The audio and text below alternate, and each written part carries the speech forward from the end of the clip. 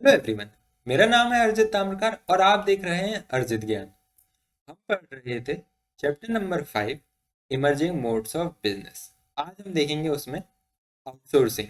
Outsourcing क्या होती है, उसके टाइप क्या होते हैं, उसके बेनिफिट्स क्या होते हैं और इसके रिगार्डिंग कंसर्न्स क्या है। इस वाली वीडियो में हम डिटेल में डिस्कस करेंगे। ठीक है, तो इत्मीनान से बने रहिए, अपन समझते हैं इस वीडियो में। अब आपको एक पिक्चर दिख रही है, इस पिक्चर की हेल्प से ही हम सारे कॉन्सेप्ट समझने की कोशिश करेंगे। ठीक है, पहले कॉन्सेप्ट समझते हैं, फिर थ्योरी तो आपको ऑटोमेटिकली आ ही जाती है। आपको एक फोटो दिख रही है, इसमें फोटो में एक शेफ है। ठीक है, इसमें कुछ बच्चे हैं।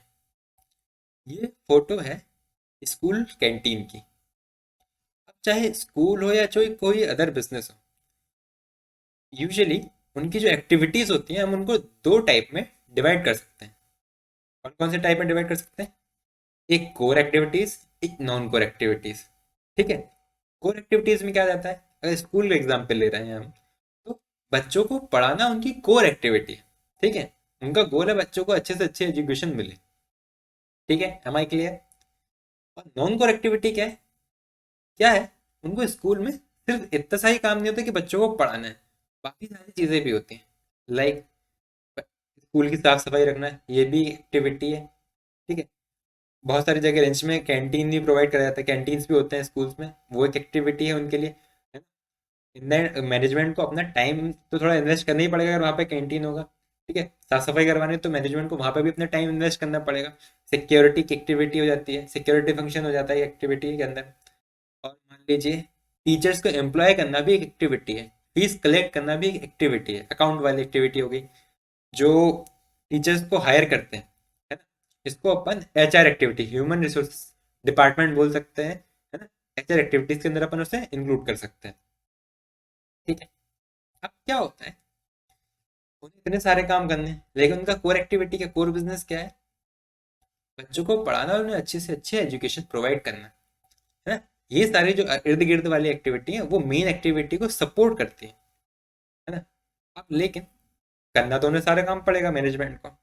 अब मैनेजमेंट सिक्योरिटी भी देखेगी, साफ सफाई भी देखेगी, न्यू टीचर्स को हायर करना भी देखेगी, फीस कलेक्ट करना भी देखेगी, तो उनको कितनी बड़ी टीम चाहिए पड़ेगी। ठीक है कि बात है नहीं? और एक स्कूल में ऐसा तो है नहीं रोज नए 5 टीचर आते हो। ठीक है, मान लीजिए उन्होंने एक अपने मैनेजमेंट में डिपार्टमेंट बना दिया, उसमें 2 लोगों को अपॉइंट कर दिया। ठीक है, 2 लोग फुल टाइम अपॉइंटेड हैं, एच आर है ना। वो क्या करते हैं, सिर्फ टीचर्स को ज्वाइन करवाते हैं, टीचर से इंटरव्यू लेते हैं, उनको रिक्रूट करते हैं। ठीक है, ये सारी चीज़ें करते हैं। अब रोज एक दिन में 5 तो टीचर आते नहीं है, तो ऐसा तो क्या होगा, महीने में मान लीजिए 3 या 4 टीचर नए आए, अगर अपन मैक्स टू मैक्स ले रहे हैं, 3 से 4 टीचर नए आए, तो बाकी के वो पूरे महीने भर में क्या कर रहे होंगे? कुछ नहीं, बैठे होंगे, आइडियल बैठे होंगे, तो स्कूल का पैसा वेस्ट हो रहा होगा। ठीक है, तो अगर क्या करा जाए, अगर कोई और उनके लिए ये वाला काम कर जाए, कितना अच्छा रहेगा। अब जैसे कैंटीन है, अब कैंटीन अगर कॉलेज स्कूल वाले खुद से मैनेज करने लगे, तो उनको क्या करना पड़ेगा, रॉ मटेरियल कहाँ से आ रहा है, कौन शेफ बना रहा है, कितनी वेराइटीज हैं, कब क्या खत्म हो रहा है, कैसे बिक रहा है, कितनी सारी चीजें करनी पड़ेंगी। मुश्किल, और इतना बड़ा स्कूल है तो 3-4 लोग तो आराम से लगाने पड़ेंगे। ठीक है, तो क्या होता है, कभी कभार ऐसी चीजों से डील करने के लिए क्या करते हैं स्कूल्स या ऑर्गेनाइजेशंस, वो जो काम होता है उतना सा किसी और से करवा लेती हैं। लाइक किसी और बिजनेस से। वो बिजनेस, अगर अपन कैंटीन का एग्जांपल ले रहे हैं, तो वो किसी एक बिजनेस जो कैंटीन की सर्विसेज देता है उसको हायर कर लेगा। वो बोलेगा आप ये लीजिए जगह, यहाँ पे आप बच्चों को खाना प्रोवाइड कीजिए, हमने आपको बेंच टेबल लगा के दे दिए, रूम प्रोवाइड कर दिया है, अब यहाँ पे क्या बनना है, कैसे बनना है, कितने रेट का बनना है, सब आप देखिए। ठीक है, तो उनका एक ये फंक्शन कम हो गया, देख लीजिए। और अगर एचआर वाले उन्होंने एक एजेंसी को हायर कर लिया जो सिर्फ क्या करती है, टीचर उसका इंटरव्यू लेती है वेरियस स्कूल्स में। अब जैसे उनको चाहिए होगा कोई, ये अपने स्कूल वालों को कोई टीचर चाहिए होगा, वो उनको बता देंगे। उनके पास जो लोग अवेलेबल होंगे या जो न्यू लोगों के वो आएंगे रिज्यूमे, वो इंटरव्यू लेके यहाँ पे करवा देंगे, क्या कहते हैं, एम्प्लॉय। तो इससे क्या हुआ, पूरे एक उन्हें डिपार्टमेंट रखने से बच गया। ठीक है, कैंटीन के लिए लोग पूरे रोकने से बच गए। ठीक है, तो जब कोई एक ऑर्गेनाइजेशन किसी और ऑर्गेनाइजेशन को अपना बिजनेस ट्रांसफर कर देती है या कोई सा प्रोसेस ट्रांसफर कर देती है, इसी को अपन आउटसोर्सिंग बोलते हैं। आउटसोर्सिंग को बिजनेस प्रोसेस आउटसोर्सिंग भी इसलिए बोला जाता है। अब अपन ने इतना पढ़ा, इसमें क्या करा उन्होंने, नॉन कोर बिजनेस ट्रांसफर किया। अब क्या कोई ऐसी लिमिट है कि सिर्फ हम नॉन कोर बिजनेस एक्टिविटी ही ट्रांसफर कर सकते हैं, आउटसोर्स कर सकते हैं? जी नहीं। आप कोर बिजनेस एक्टिविटीज भी आउटसोर्स कर सकते हैं, non core business activity outsource कर सकते हैं। लेकिन अगर जनरली लोग जो कोर बिजनेस एक्टिविटी होती है वो उतनी आउटसोर्स नहीं करते हैं, वरना फिर वो कर ही क्या रहे होंगे? अगर मान लीजिए स्कूल वाले किसी और से पढ़वाने लगे, किसी और से टीचर्स रिक्रूट करवाने लगे, किसी और से कैंटीन हैंडल करवाने लगे, तो फिर इन द एंड स्कूल कर क्या रहा है? ये वाली बात हो जाएगी। ठीक है, तो ये सिंपल वर्ड्स में आउटसोर्सिंग होती है। अपन चलते हैं, अब धीरे धीरे चीज आपको समझ में आएंगी। इसमें क्या लिखा हुआ है? Outsourcing involves contracting out. Second point में क्या लिखा हुआ है? Generally non core business activities are outsourced. और थर्ड पॉइंट क्या लिखा हुआ? प्रोसेस में be outsize to a captive unit और ये थर्ड पार्टी। अब देखिए, हमने ये समझ लिया, जब एक बिजनेस ऑर्गेनाइजेशन अपनी कोई बिजनेस प्रोसेस किसी और बिजनेस को आउटसोर्स कर देती है, वो आउटसोर्सिंग कहलाने लगती है। अब ये जो जिसको अपन आउटसोर्स कर रहे हैं, वो अपन थर्ड पार्टी कहलाएगी। या तो आप किसी भी रैंडम थर्ड पार्टी को आउटसोर्स कर सकते हो, या आप क्या कर सकते हो, अपने ही एक यूनिट बना दो जो वो सिर्फ एक ही चीज से डील करे। मतलब एक और अपना खुद बिजनेस बना सकते हो आप, जो सिर्फ किस चीज से डील करे? आपके आउटसोर्स वाले काम से। अब इसका क्या एग्जाम्पल होगा? जैसे कि अपन इसके लिए एग्जाम्पल के लिए अपन बैंक को लेते हैं। कोई भी बैंक है, उसकी कितनी सारी सिटीज में ब्रांच होगी? बहुत सारी सिटीज में ब्रांच होगी। मान लीजिए कि कितनी ब्रांच है? 200 ब्रांच है। अब 200 ब्रांच में एम्प्लॉयज होंगे, एम्प्लॉयज रखने के लिए HR department, human resource department रखना पड़ेगा, जो उनको रिक्रूट करेगा न्यू एम्प्लॉयज को। अब ऐसा तो है नहीं हर हर महीने 10-10 न्यू एम्प्लॉयज आते हों किसी बैंक में, ऐसा तो है नहीं। मुश्किल से एक दो आते हैं। लेकिन आपको डिपार्टमेंट तो हर बैंक में बनाना पड़ेगा ऐसे तो अगर ऐसे 200 डिपार्टमेंट सब में मिनिमम एटलीस्ट अपन एक एक एचआर भी रखें, तो उसको सैलरी पूरी देनी पड़ेगी, और साल हर मतलब महीने में हार्डली 3 से 4 न्यू एम्प्लॉयज आ रहे होंगे। जैसे 200 डिपार्टमेंट, मतलब कितने सारी रिसोर्सेज का वेस्ट हो जाएगा। ठीक है, तो वो क्या करते हैं, बैंक क्या करते हैं, अपनी सारी चीज़ें सेंट्रलाइज कर लेते हैं। मतलब कि सेंट्रलाइज में क्या होगा, एचआर डिपार्टमेंट को पूरा सेंट्रलाइज कर लेते हैं, या किसी जोनल लेवल पर डिवाइड कर देते हैं। जोनल लेवल से मतलब कि अगर एमपी में है, तो एमपी में एक हेडक्वार्टर होगा कहीं पे उनका, वहीं से उनकी सारी एचआर डिपार्टमेंट वाली एक्टिविटीज हैंडल होती है। मतलब अगर कहीं पे भी एम्प्लॉय रखना है, तो उसकी जो इंटरव्यू होना है, डॉक्यूमेंटेशन वेरिफिकेशन प्रोसेस होनी है, वो उसके हेडक्वार्टर से होगी। या फिर ऑल टुगेदर सेंट्रल लेवल पे पूरे इंडिया का एक एचआर डिपार्टमेंट। अब ऐसा नहीं होगा उस एचआर डिपार्टमेंट में एक ही आदमी होगा, लेकिन एटलीस्ट सिर्फ एक जगह पे होगा। मान लीजिए 200 सिटीज में अगर अपन एक एक एचआर अपॉइंट करते हैं, अपना ज़्यादा सैलरी देनी पड़ती। मान लीजिए वो एक पूरे सेंट्रल लेवल पे 100 एम्प्लॉयज को भी रख ले, ठीक है, 100 एचआर को भी रख ले सिर्फ एक जगह पे, तो वो इजीली मैनेज कर सकते हैं।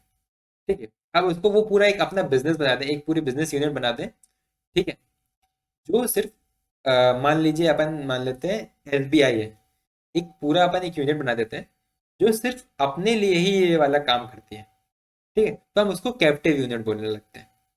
अगर कोई थर्ड पार्टी यूनिट होती एचआर वाली, तो वो क्या करती, एसबीआई को भी देती ये वाली सर्विसेज, ह्यूमन रिसोर्सेज वाली सर्विसेज, और पंजाब बैंक को भी देती। ठीक है, लेकिन जो कैप्टिव यूनिट होती है वो सिर्फ क्या करती है, एक ही फर्म को अपनी सर्विसेज देती है आउटसोर्सिंग वाली, एमआई के लिए। ठीक है, तो बात तो गई है थर्ड पार्टी की, और ये होता है कैप्टिव सर्विस प्रोवाइडर, अपन ने डील कर लिया। कॉन्ट्रैक्टिंग आउट मतलब आपको थर्ड पार्टी के साथ क्या करना पड़ता है, कॉन्ट्रैक्ट करना पड़ता है। अपन ने कैंटीन वाले को एम्प्लॉय किया, मतलब कैंटीन वाले से कॉन्ट्रैक्ट किया होगा कि आप इतने से इतने टाइम पे सारी चीज़ें डील करोगे, हम इतने पैसे देंगे, आप हमें, या आप हमें इतने पैसे दोगे, ऐसी वाली बात हो जाती थी। अब इधर लिखा हुआ है हॉरिजेंटल और वर्टिकल। अब इसको आप समझिए, एक कंपनी है जो एचआर सर्विसेज देती है। अब वो किस किसको देती है? वो हो सकता है बैंक को दे रही हो, एसबीआई को भी दे रही हो। ठीक है, तो उसको किसकी नॉलेज होनी चाहिए? बैंकर्स की नॉलेज होनी चाहिए कि बैंक में कैसे लोग एम्प्लॉय करना पड़ता है।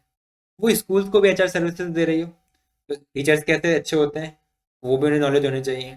और वो हॉस्पिटल्स को भी एचआर सर्विसेज दे रही हो, मतलब उन्हें फिर ये भी पता करना पड़ेगा कि डॉक्टर्स कैसे अच्छे होते हैं, तभी तो वो अच्छे रिक्रूटमेंट प्रोसेस कर पाएंगे। तो ये जो इस तरह की कंपनी होती हैं, जो थर्ड पार्टीज, ऐसी जो पार्टीज होती है जो एक ही सर्विस अलग अलग पार्टीज को दे रही होती है, उनको अपन हॉरिजॉन्टल मॉडल में बोल सकते हैं कि वो हॉरिजॉन्टल मॉडल में आउटसोर्सिंग बिजनेस करती है ना।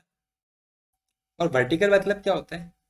मान लीजिए एक कंपनी है जो आउटसोर्सिंग की सर्विस प्रोवाइड करती है, वो क्या करती है, बुक पब्लिशिंग हाउस जो होते हैं उनके लिए वो बुक्स प्री प्रिंट करती है, मतलब एक काम करती है वो बुक प्रिंट करने का, ठीक है। और मार्केटिंग वाला काम भी वो ही देखते हैं। तो मतलब वो एक ही सेक्टर में अलग अलग लेवल की एक्टिविटीज की आउटसोर्सिंग का बिजनेस करती है, ठीक है। जब अपन एक ही सेक्टर में अलग अलग चीजों में डील करेंगे तो वो अपना वर्टिकल मॉडल हो जाएगा।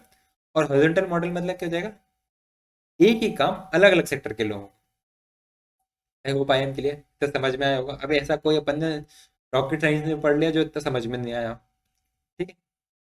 अगला पॉइंट देखते हैं। अब बेनिफिट ऑफ आउटसोर्सिंग क्या होता है, कर क्यों रहे हैं इतनी आउटसोर्सिंग? जैसे अपन ने बात करा था कि स्कूल वाले में हमारी कोर बिजनेस एक्टिविटीज थी बच्चों को पढ़ाना। अगर हम कैंटीन, सिक्योरिटी, साफ सफाई देखेंगे तो हमारा जो मैनेजमेंट का है वो ध्यान बटा रहेगा ना, हम फोकस नहीं कर पाएंगे हमारी मेन सर्विस पे, ठीक है। इसी चीज को बढ़ाने के लिए अगर आपने कोई जो नॉन कोर एक्टिविटीज होती है वो आउटसोर्स कर देते हो, तो आप इन एंड आपके पास पूरा टाइम बचा, आपने जो मेन एक्टिविटी है उस पर फोकस कर पाते हो और अच्छे से ग्रो कर पाते हो, ठीक है। सेकंड बात है क्वेस्ट ऑफ एक्सीलेंस। एक्सीलेंस मतलब कि जो आप काम कर रहे हो उसमें आपको और एक्सीलेंट होना है, तो आपको क्या होना चाहिए, एक तो आपको अपने जो मेन फंक्शन है उसमें ज़्यादा टाइम डिवोट करना पड़ेगा, फोकस देना पड़ेगा। और एक आपको ये भी पता होना चाहिए कि कौन सा काम मैं किसी और से करवा सकता हूँ। जब हमें ये मालूम है हम कौन सा काम किसी और से करवा सकते हैं, तभी हमारे पास टाइम बचेगा ना। तो ये टाइम बचता है और हम इसी से एक्सीलेंस अचीव करते हैं, ठीक है। थर्ड पॉइंट कॉस्ट रिडक्शन, हमने बात करी थी। अब जैसे एचआर वाला डिपार्टमेंट की बात हुई थी, हमें वहाँ पे 200 लोग 200 एचआर एम्प्लॉय करने पड़ रहे थे, लेकिन अगर हम उसको सेंट्रल लेवल पे कर दिया था तो हमें सिर्फ 100 एचआर ही एम्प्लॉय करने पड़े थे, मतलब 50% कॉस्ट रिडक्शन, ठीक है। और बिजनेस का मोटिव भी आजकल क्या होता है, प्रॉफिट मैक्सिमाइजेशन, ठीक है। और फोर्थ होता है ग्रोथ थ्रू अलायंस। अब क्या होता है, आप अगर किसी से बिजनेस आउटसोर्स करवाते हैं तो आप उनके लिए भी एम्प्लॉयमेंट जनरेट कर रहे होते हैं, ठीक है। और लोगों के लिए भी एम्प्लॉयमेंट जनरेट हो रही है, ठीक है। आप अपने मेन काम पे फोकस कर पा रहे हैं तो ऑब्वियसली वहाँ पे अच्छा काम करेंगे, तो इससे दोनों की ग्रोथ होती है।